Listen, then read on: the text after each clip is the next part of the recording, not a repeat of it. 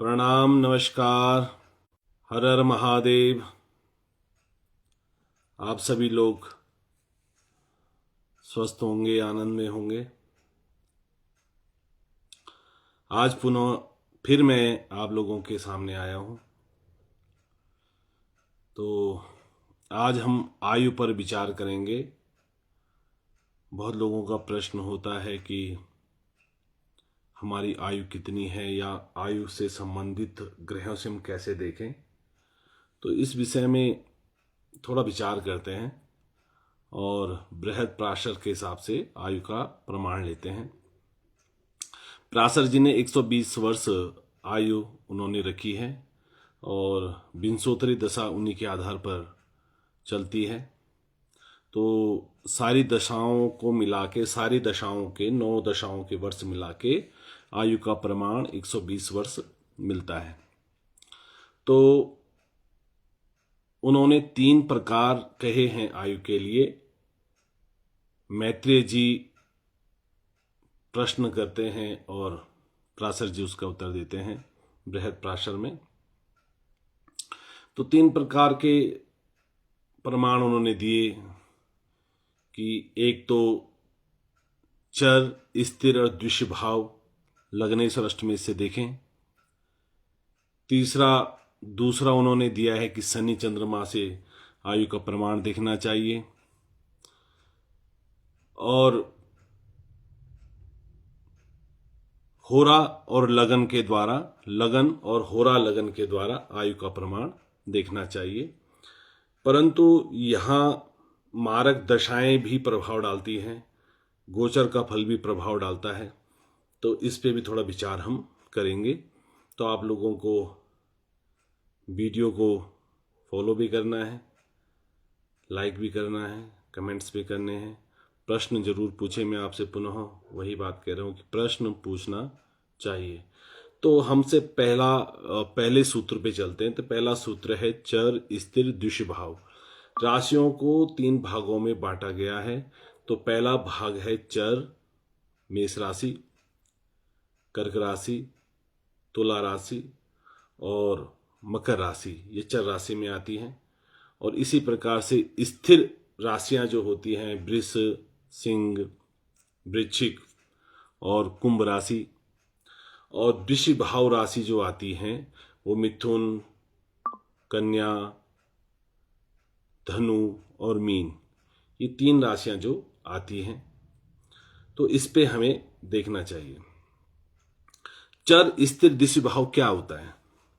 तो ये भी समझना चाहिए कि चर का मतलब है जो विचरण करता रहता है, स्थिरता जहां नहीं होती है, सक्रियता जहां नहीं होती है, लगातार आदमी बदलाव करता रहता है, उसे चर कहते हैं।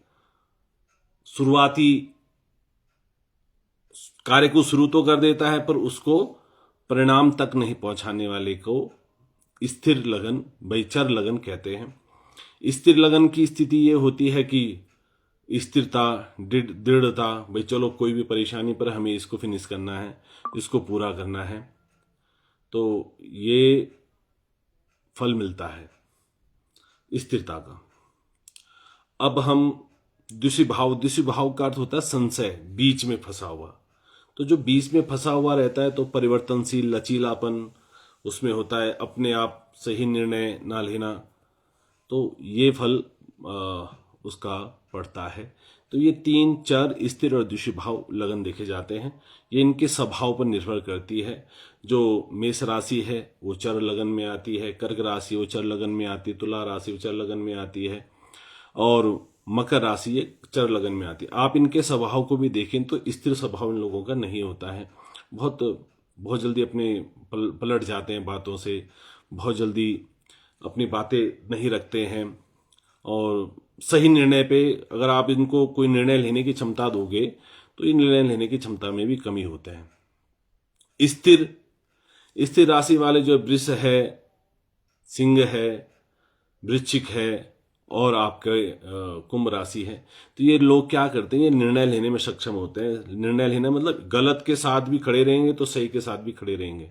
मतलब अगर इनका जिसके प्रति झुकाव रहता है उस व्यक्ति के प्रति ऐसा माना जाता है कि ये राशि वाले अधिक जज या बड़े निर्णायक लोग माने जाते हैं। द्वितीय भाव वाले कन्या राशि हो गया, मिथुन राशि हो गया, आपका धनु राशि हो गया, तो मीन राशि हो गया। तो ये राशियां जो द्वितीय भाव में, संशय बुद्धि इन लोगों में, मतलब ये लोग सही ढंग से निर्णय नहीं ले पाते कि हाँ ठीक भी होगा, ही हो सकता है गलत हो सकता है ठीक हो। तो इस भाव में रहते हैं। तो इनका प्रमाण क्या मिलता है?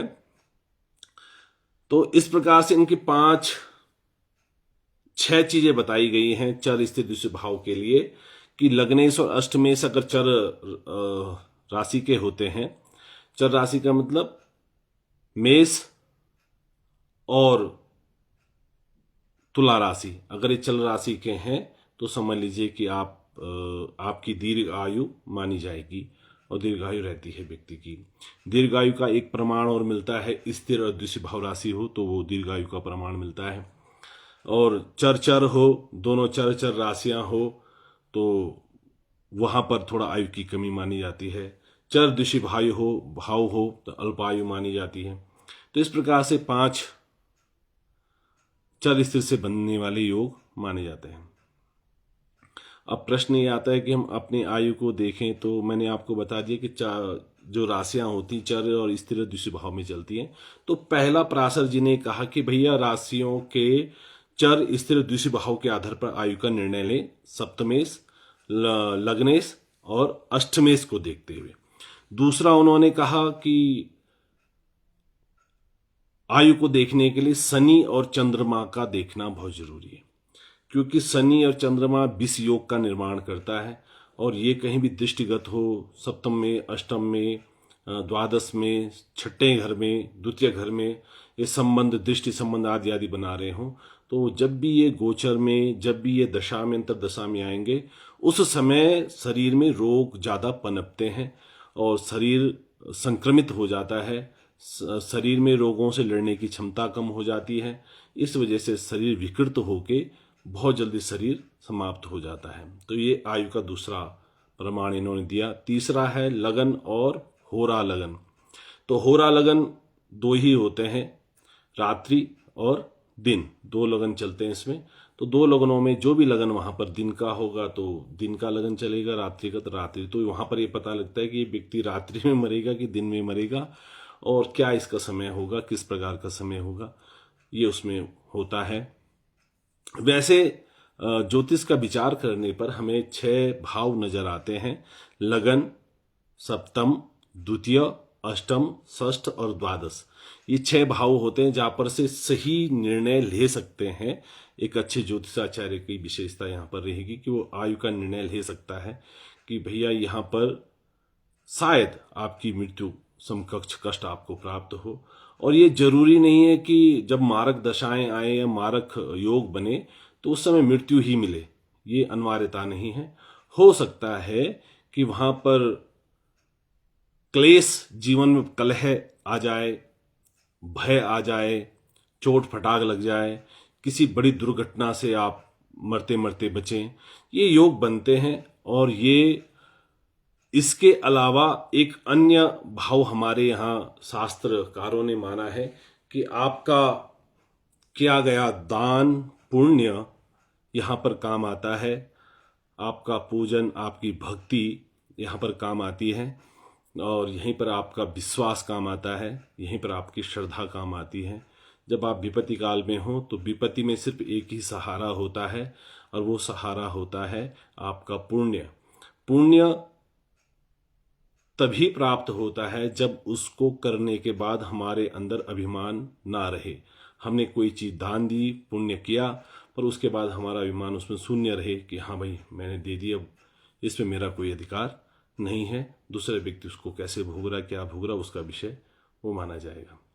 तो इसलिए ये आयु का प्रमाण इस प्रकार लेते हैं। और कुछ ग्रहों के द्वारा मैं बता देता हूँ, रक्त विकार, अधिकांश जो हार्ट अटैक की या स्ट्रोक जो माइंड में पड़ता है, पैरों की प्रॉब्लम, लकवा आदि जो पड़ता है, तो ग्रहों को देखने से पता लगता है कि राहु, मंगल, बुध, चंद्रमा, शनि, गुरु, केतु, ये जब योग बनाते हैं सिर्फ सूर्य को छोड़ते हुए, इसमें सिर्फ 8 ग्रह आएंगे, सूर्य को छोड़ के रक्त विकार सारे ग्रह बनाते हैं, और यही जो है हार्ट की स्थिति, यही जो है पैरालाइज की स्थिति देते हैं, यही नसों को कमजोर करते हैं। छाती जो लंग्स होते हैं हमारे, जो फेफड़े आदि हैं, ये भी यही कमजोर करते हैं। पेट की स्थिति भी यही कमजोर करते हैं, और खासकर ये तब करते हैं जब, खासकर मृत्यु के लिए देखा जाता है कि केतु की अंतर्दशा में भी फल पड़ता है इसका, तो ये भी देखना होता है इसमें। पर विशेषतः 3 प्रकार के पराशर जी ने मृत्यु आयु योग में बताए हैं कि आयु कैसे हम दीर्घायु देखें और दीर्घायु कैसे करें। तो शिव की आराधना बहुत अच्छी मानी जाती है दीर्घायु के लिए, तो ऐसा हमें करना चाहिए।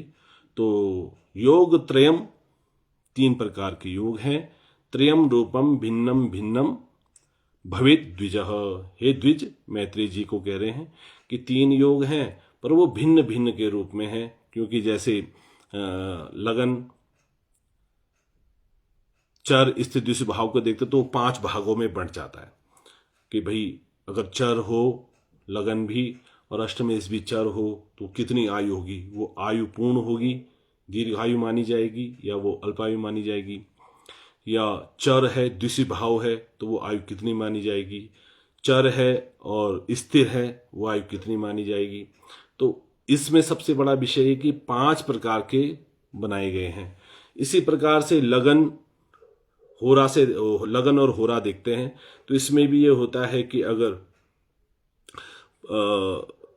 स्त्री होरा और पुरुष होरा अगर वहां पर होती है चंद्रमा और सूर्य से देखने के लिए, तो स्त्री होरा में आयु थोड़ा कम मानते हैं, पुरुष होरा में आयु अधिक मानते हैं, वृद्धि मानी जाती है और कष्टकारी ज्यादा मानी जाती है। दूसरा शनि चंद्रमा, तीसरा योग जो शनि चंद्रमा से बनता है, वो आयु के प्रमाण के लिए देखा जाता है। तो हमें सबसे पहले चाहिए कि आयु बढ़ाने के लिए सबसे पहले आपको पुनः मैं बता देता हूं कि अभी तक जितनों भी पुस्तकों का अध्ययन या गुरु चरणों से जो हमने प्राप्त किया है, तो मुझे अभी तक एक ही चीज का बहुत बड़ा अनुभव हुआ है कि हमारे जीवन में भोजन बहुत बड़ा महत्व रखता है।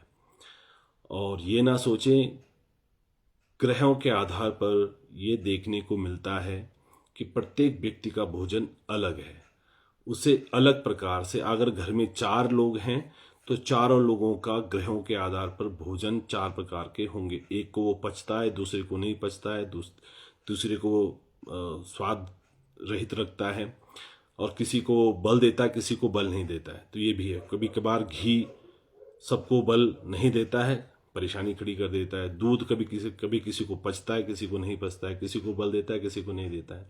तो ग्रहों के आधार पर, इसलिए जो पुराने हमारे ज्योतिषाचार्य थे, तो उनके पास जब कुंडली लेके कोई भी जाता था तो वो पूछते थे कि यार पंडित जी ये बताइए, ये बच्चा मांस खाएगा कि नहीं खाएगा। ये बात होती थी उसके अन्नप्राशन के समय। अब तो पूछते ही नहीं लोग, क्योंकि उनको माँ बाप भी कुछ खाते हैं तो वो चाहते हैं कि मेरा बच्चा भी खा ले। तो वो पूछते थे अन्नप्राशन के समय कि भैया ये अन्न, क्या अन्न इसके लिए स्वादिष्ट होगा, किस अन्न से ये पुष्ट होगा, किस अन्न से इसकी वृद्धि होगी। तो ये जरूर देखा जाता था। तो अन्न बहुत महत्वपूर्ण रखता है। अन्न को परखने के लिए आप स्वयं देखें कि वही चीज आपको पच जाती है और वही चीज आपके बच्चे को नहीं पचती है, या पति को नहीं पचती है, या सास को, ससुर को नहीं पचती है। तो ये भोजन पर बहुत बड़ा निर्णय लेना पड़ता है। इसीलिए भोजन प्रथम आहार माना गया है आयु के लिए।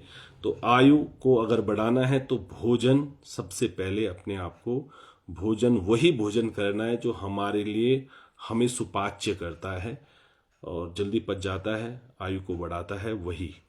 क्योंकि पेट अगर ठीक है तो सब चीज ठीक है, पेट ठीक नहीं है तो कुछ भी ठीक नहीं है, ऐसा हमारे आयुर्वेद में कहा गया है। तो आयु को बढ़ाने के लिए पहला भोजन, फिर भजन, फिर उसके बाद जो आपकी श्रद्धा है उस श्रद्धा पर आप चलें। जिस भी दैव, जिन चरणों पे आपको श्रद्धा है उस पर नतमस्तक होकर आप अपनी पूर्ण श्रद्धा निछावर कर दें, तब जाके फल की प्राप्ति होती। तो आज मैंने आयु के बारे में कहा।